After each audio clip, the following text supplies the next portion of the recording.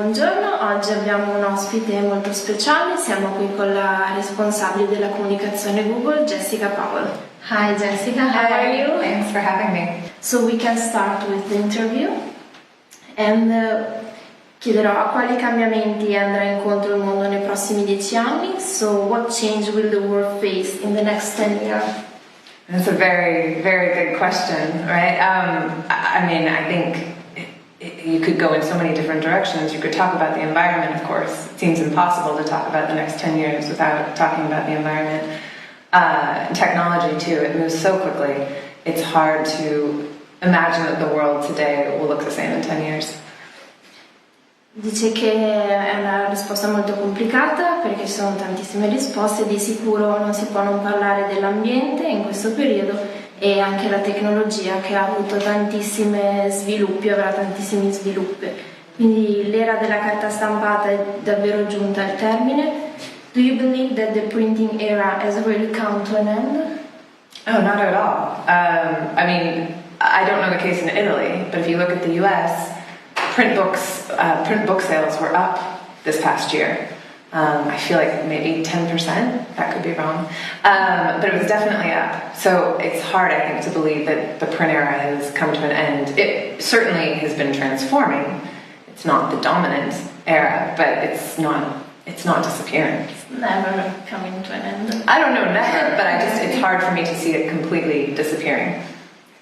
No, di sicuro l'era della carta stampata non sta scomparendo, anzi negli Stati Uniti è circa il 10%, di sicuro questa non è l'era della carta stampata, ma di sicuro non sta scomparendo. Il mondo digitale sta davvero scompiantando la realtà per molti di noi.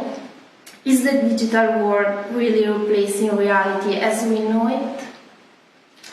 I don't think it's replacing reality entirely. Is it absolutely encroaching or becoming a part of our day-to-day reality? Absolutely. I think increasingly we will move even more seamlessly between the offline and the online worlds, and a lot of our offline world will have elements of the online. Augmented reality is a really good example of that, where you're perhaps in the street, but you are also experiencing sort of an integration with different parts of the internet that you're kind of seeing before you. But I don't think it means that we're all of a sudden all hooked up to a tube in a screen, never talking to anyone, never interacting ever again. You know, I think that's a little extreme. Allora no, il mondo reale, il mondo virtuale non sta soppiantando il mondo reale, c'è questa realtà aumentata che aiuta e appunto supporta il mondo virtuale reale, ma non ci sarà questo replacing. Steve Jobs è davvero un nuovo Raffaello. Steve Jobs defined himself like the new Raffaello. Do you think it's true? Did he say that? Yes, he said that. He certainly was humble, wasn't he?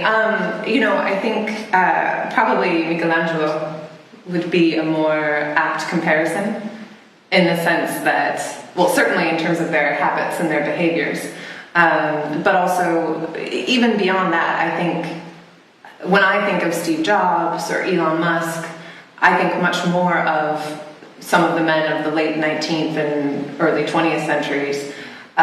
In America, for example, Carnegie or Rockefeller, you know, these captains of industry who were very inventive in their own way. But I think it's a little difficult to compare someone who created the phone, which was transformative and revolutionary, to someone who was perhaps trying to capture the sublime. I don't know if they're entirely comparable. Dice che paragonerebbe Steve Jobs più a figure di industriali di fine Novecento, inizio 2000, piuttosto che a appunto un artista come può essere Raffaello o Michelangelo. Pensa che i social e l'avvento del digitale abbiano cambiato il nostro modo di relazionarci? Do you think that social media and the digital world have changed the way we interact with people? Oh, absolutely, right? There very much has been a disintermediation that's happened because of social media. I think that that's actually very well studied.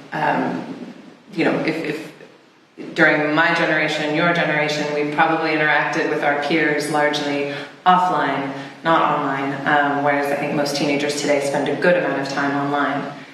At the same time, and I do think that's a risk, at the same time, when I say our generation spent more time outside with our friends, I spent a lot of time just watching TV by myself at my parents' house. My brain was supposed to rot then, just like, that was the thing that everyone said then. So I think it's always useful to maintain some perspective. I do worry about my kids growing up and turning more to the computer or to their phone for comfort than to other people. But I also think that sometimes some of the worries about it are a little overstated. Allora dice che le nostre generazioni usavano appunto meno i social, le generazioni di oggi, i teenager, li usano moltissimo, però ha raccontato che molte volte anche lei stava da sola a casa a guardare la televisione, per cui da una parte si preoccupa un po' per questo social e la comunicazione dei suoi figli sempre attraverso questi social media, ma dall'altra bisogna valutare bene come si usano. And the last question is good communication important in order to make oneself known? No? I think that, probably from as long as we can think back, people who are very successful have some element of either people helping them or they themselves are very good at communication. If that wasn't necessary, there would be no one who was a publicist or no one who worked in communications. Whether that's just simply to explain what someone or a company is doing or to promote it or defend it. Do I think it's absolutely necessary? It probably depends on the person or the company. I'd like to think it's not necessary. It's kind of nice to think that things can just present themselves the way they are, but that might be too idealistic.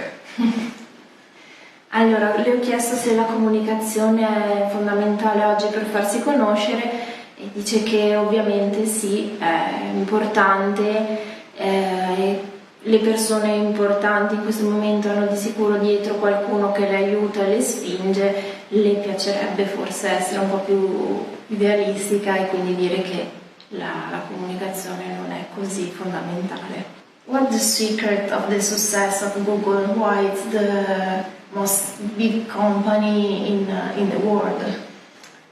Well, I mean, certainly one of the things has to be that they invented something that people need to use multiple times a day, right? If you can come up with a product that people need to use not once a week, not once a month, but that they have to use, I think that is probably a big secret to success. Il segreto del successo è l'aver inventato qualcosa di cui la gente ha bisogno tutti i giorni, quindi non una volta al mese, una volta all'anno, ma tutti i giorni hanno bisogno e questo secondo me è il successo.